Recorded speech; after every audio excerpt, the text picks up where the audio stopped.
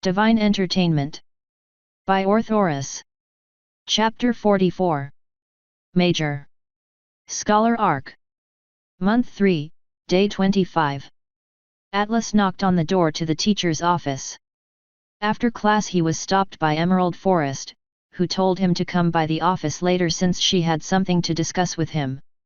He had been attending her classes for almost 2 months now, his skill and knowledge with magic steadily increasing.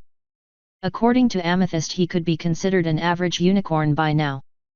Thanks to his almost religious study of the magical practices he had mastered a wide variety of basic spells. Since he was always well behaved during class, he was sure that his teacher didn't call him to her office to scold him, which in turn made him wonder what this was all about. Maybe there was another crazy researcher who needed to run some tests. Apparently they had run almost every imaginable test on him twice, sometimes thrice, which had caused his daily interruptions to come to a stop about 3 weeks ago. A development Atlas was most certainly happy about. While he was musing about his newly gained freedom, the door opened, a stallion with a deep blue coat and a white mane sporting a goatee standing in its frame. "How can I help you?" the stallion asked. Hi, I'm supposed to be meeting with Emerald Forest." "All right, she's over at her desk," the stallion responded while making way for Atlas. "Come on in." Atlas thanked him and stepped inside. He scanned the rather spacious room filled with desks and bookshelves until he spotted the pristine white coat of his teacher. He made a beeline for her desk, passing various other teachers who slaved away over mountains of paperwork, assumably homework or tests from their students. "Miss Forrest." Atlas addressed her once he was close enough. Hearing her name seemed to break the focus she had on the paper in front of her. A quick look towards the speaker and a flash of recognition appeared on her face. "Ah, Mr. Atlas, please take a seat," she replied. She levitated a chair from the other side of the room over to them and placed it in front of Atlas, who took her offer. "Just give me a moment, I'll be right with you." Emerald Forest started organizing the mess on her desk by forming the scrolls and papers into neat stacks. It was honestly an impressive display of multitasking since she must have manipulated at least 20 different things at once. "Now, Mr. Atlas," she reverted her attention back to him. "Do you know why I called you here?" "Honestly? No." Atlas answered. "Does Eniponi need me for more tests?" he added with a raised eyebrow. "No, no. Nothing like that," came her half-chuckled reply. "It's about your major." Realization dawned upon Atlas at her words. Every student had to pick a major for their 3 years at the academy. Most of the students just picked a field of interest within their respective affinity. A system which didn't really work with Atlas, or any other unicorn with multiple affinities. "Since you're a somewhat special case, we've allowed you some extra time to decide. I believe you were hoofed a few booklets detailing the different majors that are open to you." "That's correct," Atlas replied. Shortly after he started taking regular classes, he was given some booklets detailing the majors and such, which he had studied just as diligently as his homework. The problem that presented itself to him was that there were just too many subjects to pick from. Most of them interested him greatly and he'd like to pursue their paths, but alas, he could only pick one. A decision he was now fighting with for almost 2 months. "Well? Have you decided on what you'd like to do?" Emerald Forest asked with interest. Whatever Atlas picked, would most likely be big news for every pony. Since they expected great things of him, they most likely expected him to revolutionize the field in some way or another. "Not yet," he replied. "I've whittled them down to 3 possibilities but have yet to make the final decisions." "Well, whatever your decision may be in the end, your time is running out. I will need your filled out papers by the end of the week." Emerald Forest jotted something down with a levitating quill. "Every other student has made their decision last month, and we're currently in the process of writing up the class schedules.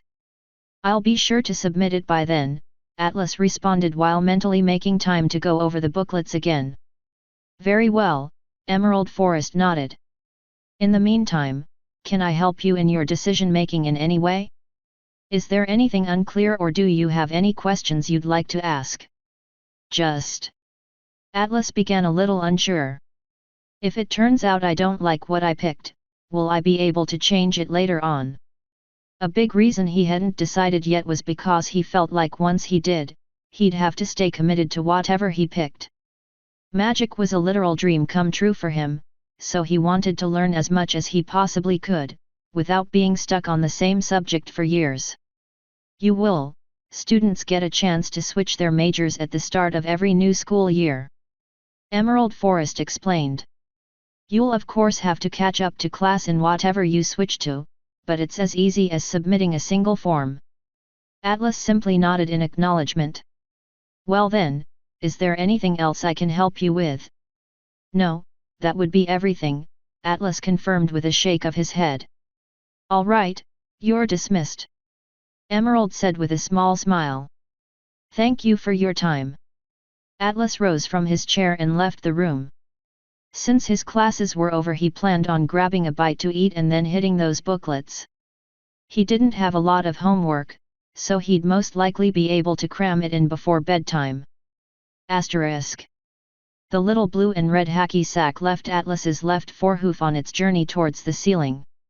It hit the target with a resounding thwump before gravity pulled it back down. He caught it with his right forehoof before repeating the process.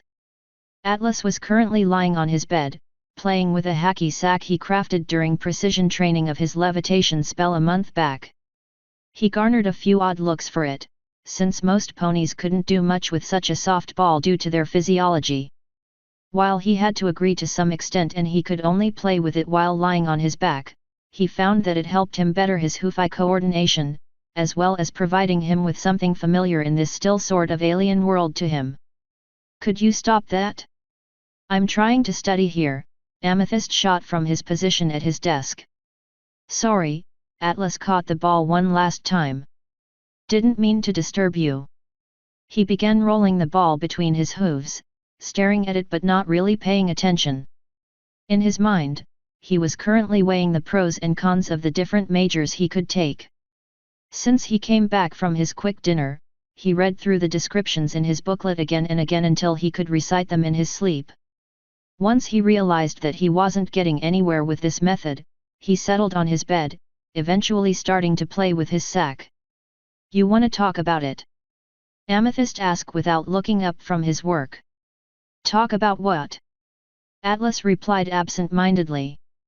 Whatever seems to be bugging you. That obvious? Yet.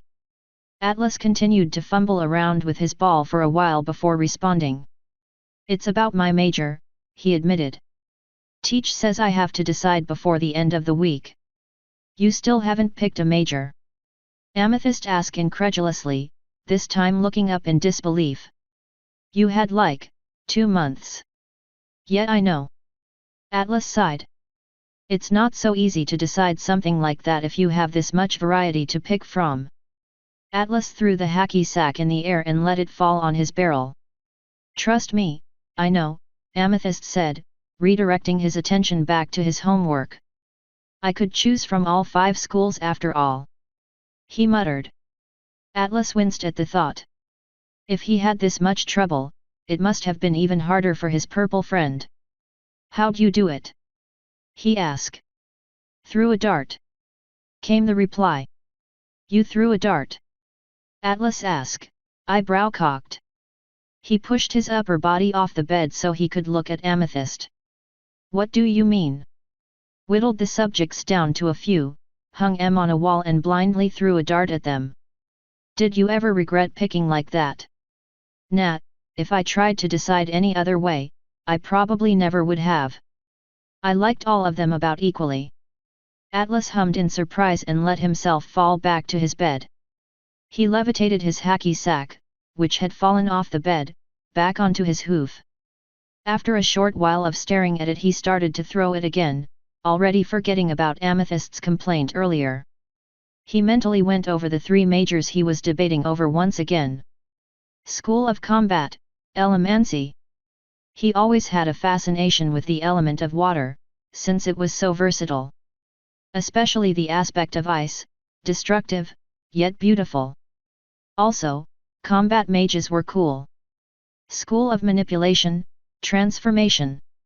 Of the three majors he was undecided about, this was probably the one with the most practical uses.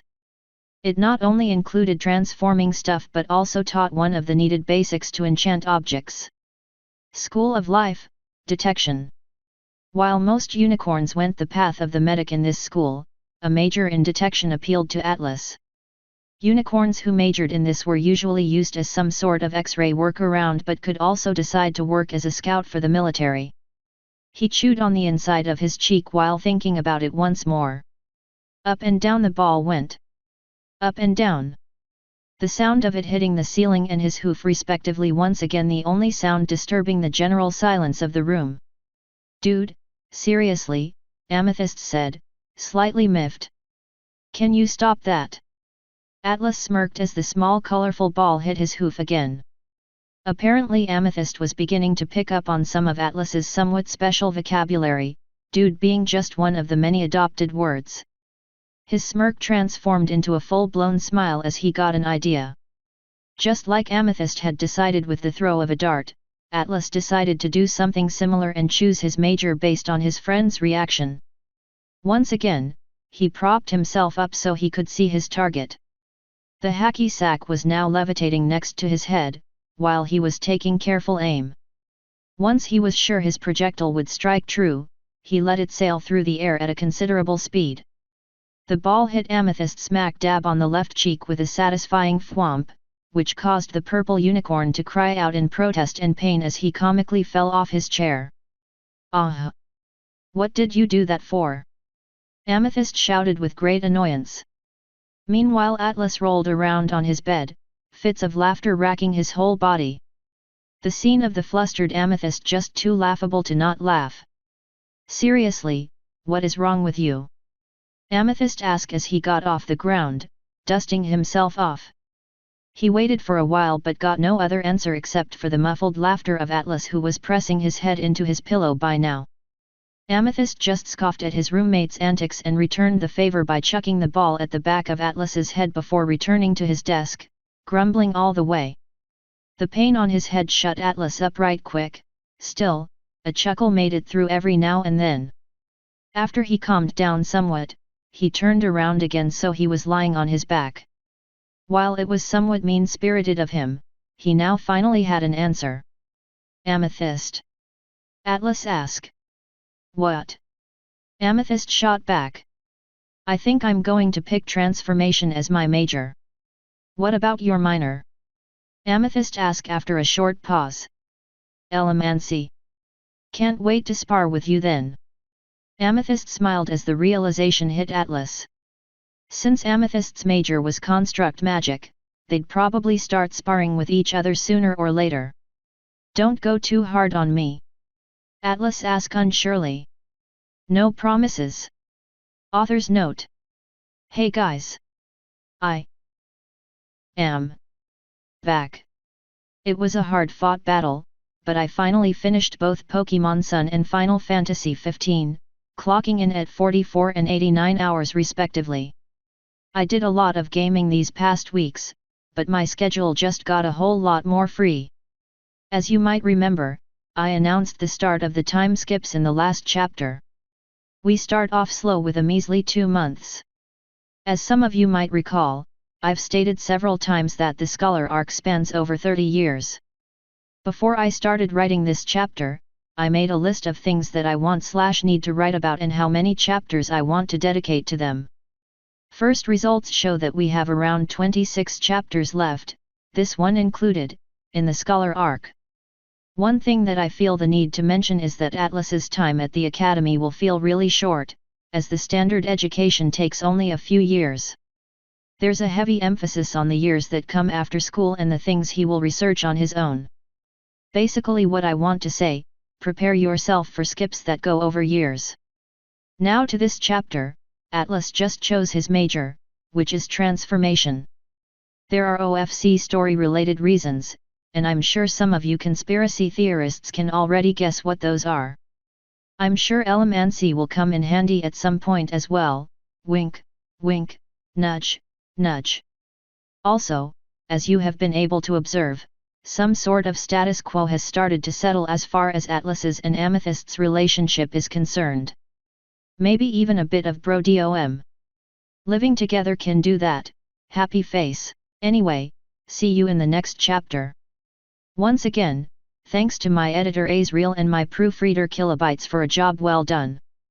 Today's chapter was brought to you by this song. Apparently Metallica wrote a song about my story, who knew?